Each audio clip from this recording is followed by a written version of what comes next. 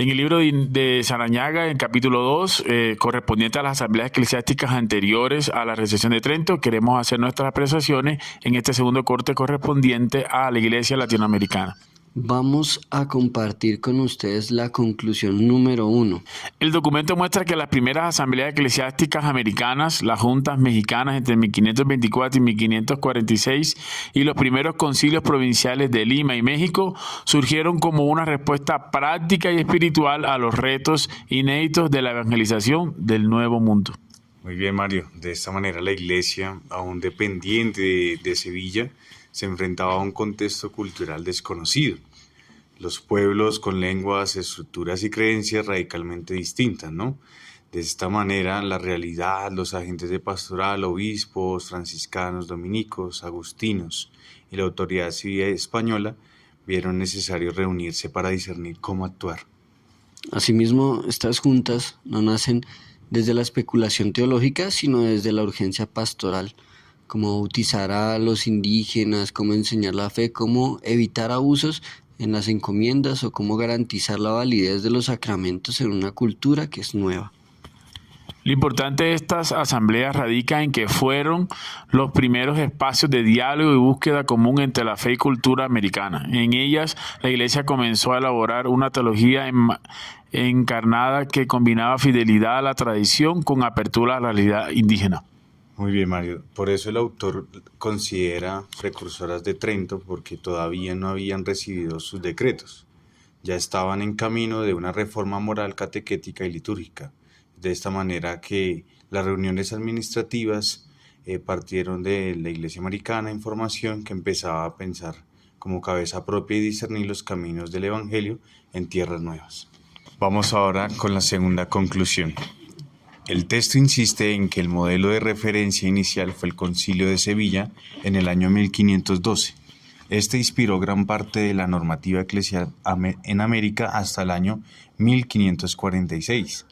Sin embargo, esta dependencia no impidió el surgimiento de un espíritu nuevo, sino que a medida se multiplicaban las juntas mexicanas, los misioneros, estos se vieron obligados a adaptar la fe en condiciones locales. La teología que antes servía en la península resultaba de cierta manera insuficiente para un continente plural, marcado por la idolatría, por la poligamia, las lenguas nativas y la ausencia de estructuras eclesiales estables. De esa tensión entre la tradición recibida y la novedad del contexto nació una búsqueda creativa de soluciones pastorales que a la vez ayudaron a la simplificación del bautismo para los indígenas, el discernimiento sobre la validez de los matrimonios y la necesidad de catequesis en lenguas nativas, al igual que la creación de rituales propios como el Manual de Adultos de 1539. Muy bien, muchachos. Sí, ese proceso revela como una tensión fecunda. Por un lado, el deseo de conservar esa unidad y esa ortodoxia con la Iglesia universal, pero por otro lado también la necesidad de construir una praxis más adaptada a las nuevas circunstancias.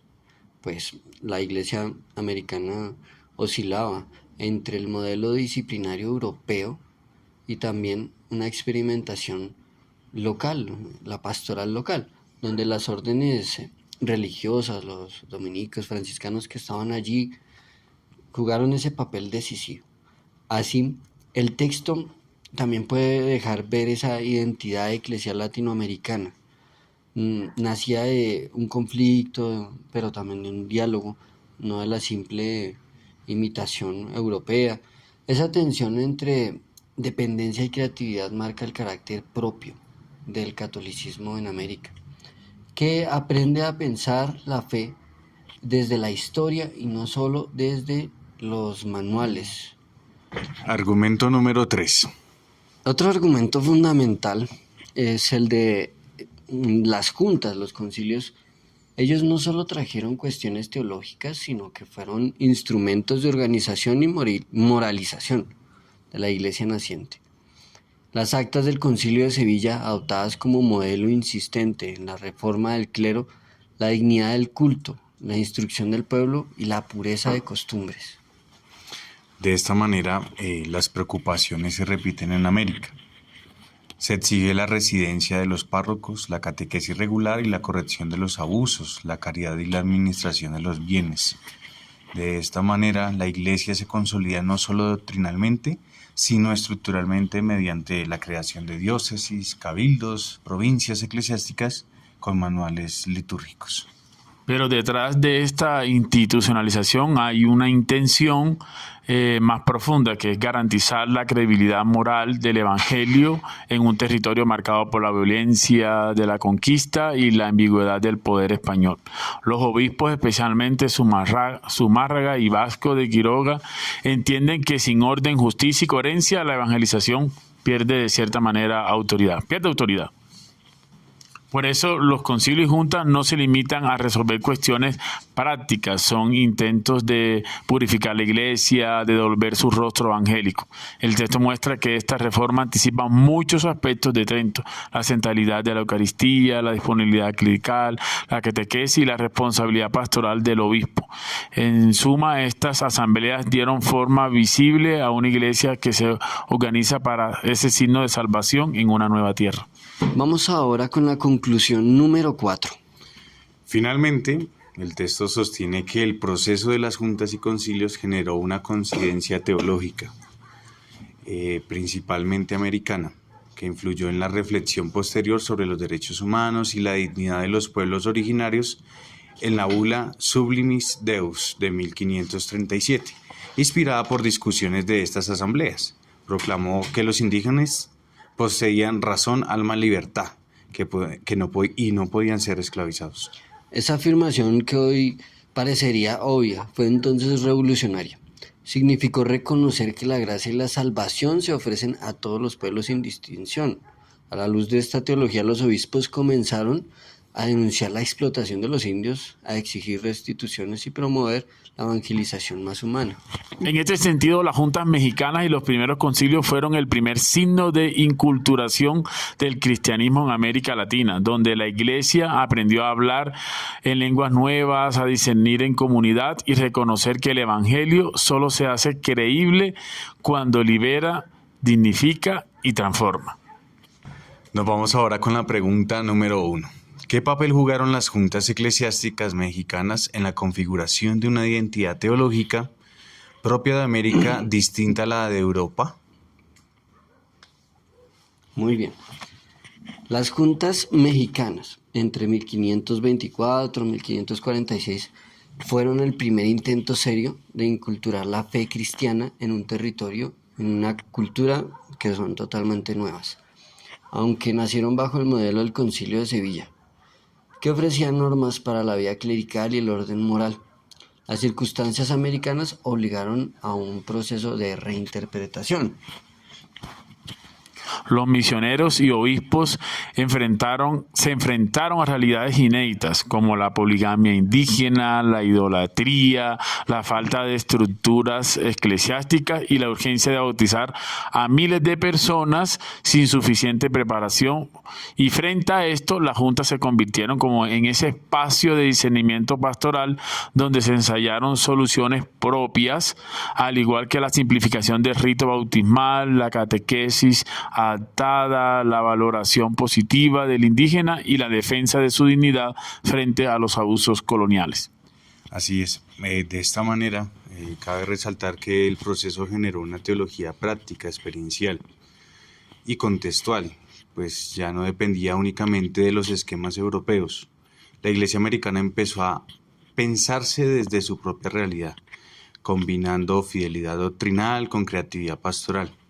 En ese sentido, cabe resaltar que las juntas no fueron simplemente extensiones de la Iglesia, sino que el nacimiento de una conciencia eclesial americana preludió de los siglos después se llamara una teología latinoamericana, una fe que busca encarnarse en la historia y dar respuestas concretas a los desafíos de su pueblo. Bueno, vámonos ahora a pregunta analítica número 2. ¿En qué medida las juntas, los concilios, reflejan tensión entre el proyecto evangelizador y el poder político de conquista. ¿Y qué nos enseña eso sobre el papel profético de la Iglesia? Bien, Wilmer, les cuento lo siguiente. El texto deja claro que las juntas no solo trataron cuestiones religiosas, sino que fueron escenarios donde se jugó la relación entre la misión evangelizadora de la Iglesia y los intereses del Imperio español. La corona apoyaba las reuniones porque buscaba estabilidad política y control sobre los territorios recién conquistados, mientras que los misioneros y obispos buscaban más que todo garantizar la autenticidad de la fe y de la dignidad de los pueblos evangelizados. Esta dualidad generó de cierta manera unas constantes tensiones. Por ejemplo, los debates sobre si las encomiendas sí eran legítimas o abusivas, las guerras contra los indígenas o la validez de los matrimonios y bautismos. Sí, muchachos, en este cruce de intereses, algunos eclesiásticos como el obispo Zumárraga, también Vasco de Quiroga o también de las Casas, actuaron con una profunda conciencia como más profética, defendieron esos derechos de los indios, denunciaron las injusticias y afirmaron que la verdadera evangelización no podía sostenerse sobre o con violencia. De esta manera el texto nos muestra algo muy interesante y es que la Iglesia latinoamericana nació en la profecía y el compromiso político. Cabe resaltar que esto ha intentado equilibrar la fidelidad al Evangelio con la cooperación del orden civil. Esa tensión sigue siendo actual, ¿no? Plantea que el papel de la Iglesia no es solo acompañar el poder, sino discernirlo, corregirlo y ponerlo al servicio del bien común. De esta manera las juntas en ese sentido anticipan el largo camino de una Iglesia que aprende a ser voz crítica, defensora del débil y mediadora de la justicia. Ahora queremos hacer un comentario sobre este tema y cómo lo podríamos ver desde nuestra actualidad, desde nuestro contexto. Los retos de evangelización que vivimos hoy exigen claramente una actitud semejante a lo que inspiró las primeras juntas eclesiásticas del siglo XVI. Aquellas reuniones nacieron en un momento difícil de incertidumbre, de novedad. Los misioneros se encontraban con un mundo distinto, con culturas que no conocían y tras ello muchos desafíos. Por eso decidieron juntarse, reunirse para buscar la voluntad de Dios en medio de esta realidad. Las juntas se caracterizaron de cierta manera por su espíritu comunitario y pastoral. El Papa Francisco retoma la sinodalidad como el modo natural de ser iglesia. La sinodalidad, al igual que las juntas, no es solo una metodología, sino una espiritualidad del encuentro. Nos invita a caminar juntos, a dejar que todas las voces sean escuchadas y a construir juntos el rostro de una iglesia más fraterna, participativa y misionera. Muy bien, Mario. Nuestras parroquias hoy deben convertirse en espacios de discernimiento, diálogo y misión, capaces de leer los signos de los tiempos y ofrecer esperanza en medio de la sociedad en la que están inmersas cada una de ellas. Sí, así las juntas tuvieron como ese germen de una iglesia nueva en América, una cosa muy profética. De esa manera la sinodalidad hoy puede ser ese nuevo Pentecostés, ese nuevo auge que nos lleve a tomar una nueva forma de ser iglesia en nuestras comunidades.